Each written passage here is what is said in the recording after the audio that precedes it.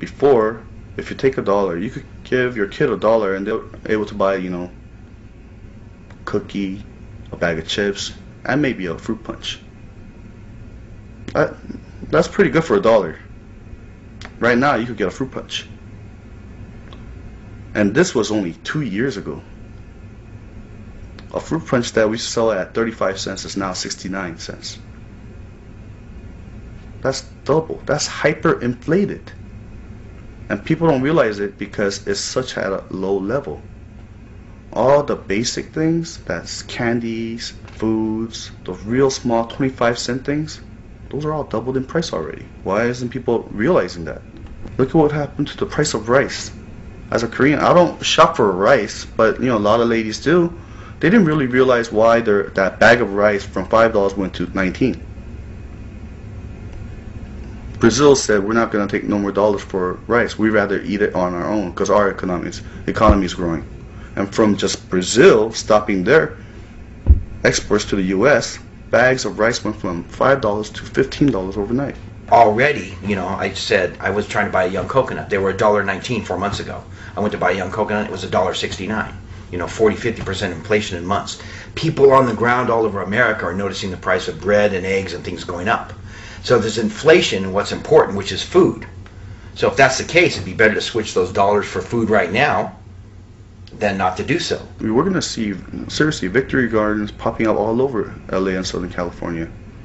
Especially Southern California, because, you know what? Next year, it's going to be horrible for foods. I mean, horrible in a sense that it can be so inflated.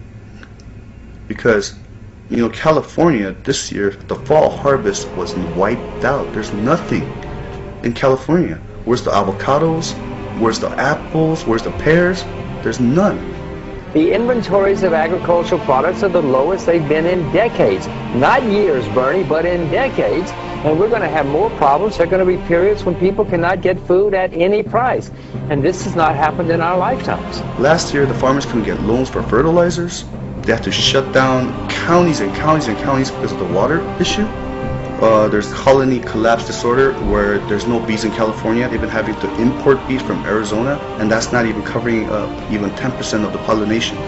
So we're going to sit a huge food shortage come next year. You're going to see hyperinflation big time. When the Lamb opened the fourth seal, I heard the voice of the fourth living creature say, "Come!" I looked, and there before me was a pale horse. Its rider was named Death, and Hades was following close behind him. They were given power over a fourth of the earth to kill by sword, famine, and plague, and by the wild beasts of the earth. When the Lamb opened the third seal, I heard the third living creature say, "Come!" I looked, and there before me was a black horse. Its rider was holding a pair of scales in his hand. Then I heard what sounded like a voice among the four living creatures saying, 2 pounds of wheat for a day's wages, and 6 pounds of barley for a day's wages.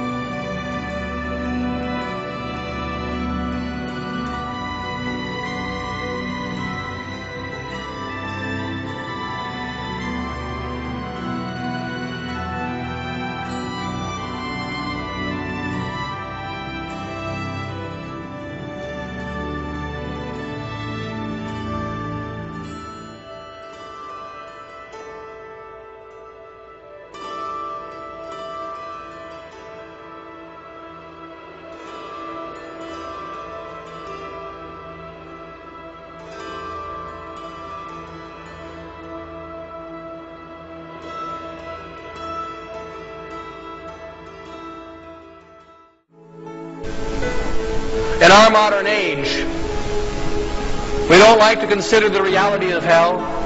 It's uncomfortable for us. All of us it is, because we know that there is a danger of each one of us.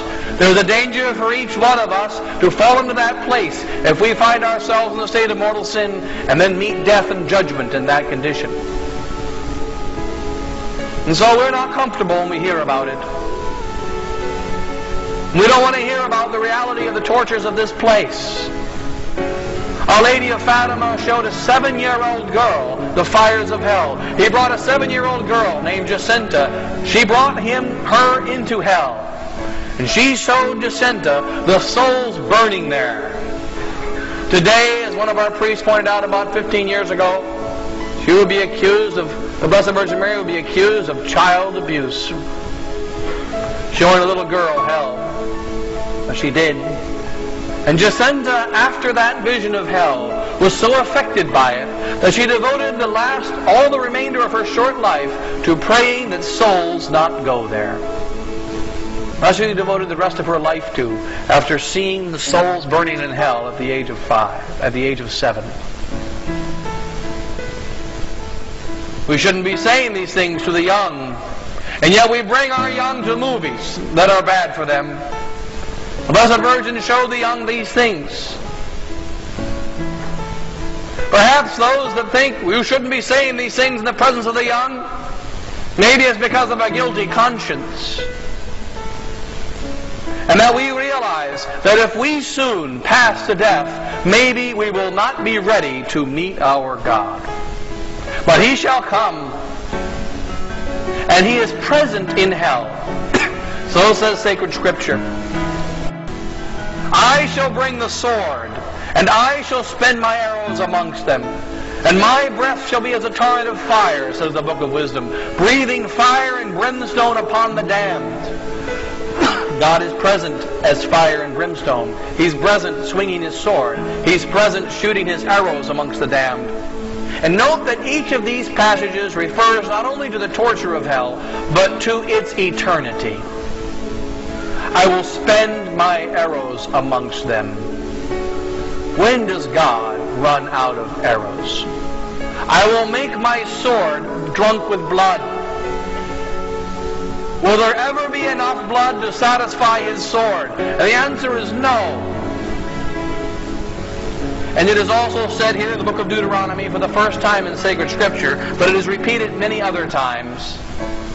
As he gets to the end of this consideration, speaking from the voice of God about what God is going to do to the damned, he says, remember, vengeance is mine, and I shall repay them in due time.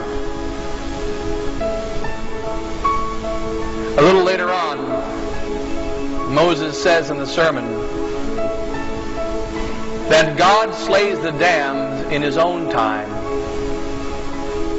because He has prepared a special vengeance. And He doesn't simply kill them after their first sin necessarily, though He does some. But He waits because of the infinite wrath of His justice. Just as His mercy is infinite to those that beg forgiveness before death, so His wrath is infinite towards those that do not. And He is preparing a special torture, says Moses. Did you know that despite the modern notion of many people today that there is no hell, the Bible speaks of it over 113 times? Jesus Himself, love incarnate, spoke more about hell than He did about heaven. Why? To warn people, and because of just how horrible it will be for those who go there. Hell will be unlimited in intensity. Imagine the pain of a third-degree burn victim. That pain is limited. The pain of hell will be unlimited. Hell will be unrestrained in the attack of men and demons. Here on earth, God restrains their attack on people. Otherwise, we'd all fall prey to the Charles Mansons and Jeffrey Dahmers of the world. In hell, there will be no such restraint. People will be under the unrestrained fury of other wicked men and demons for all of eternity.